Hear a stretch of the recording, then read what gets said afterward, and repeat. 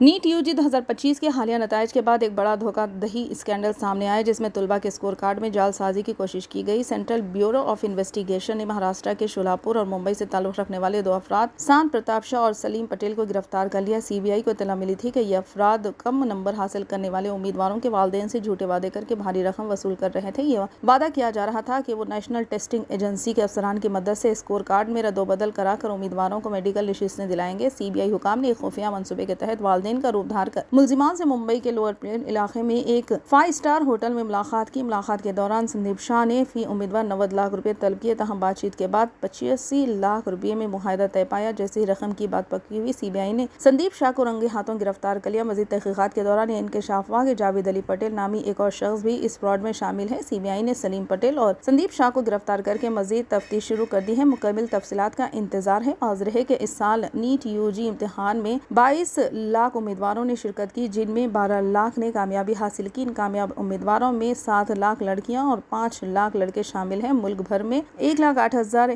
MBBS سیٹوں پر داخلے ان نتائج کی بنیاد پر دیے جائیں گے، جن میں 56,000 سرکاری اور 52,000 پرائیویٹ میڈیکل کالج کی سیٹیں شامل ہیں۔ اس کے علاوہ نیٹ کے ذریعے ڈینٹل، آیورویدک، یونانی اور دیگر روایتی طب کے کورسز میں بھی داخلے کیے جائیں گے۔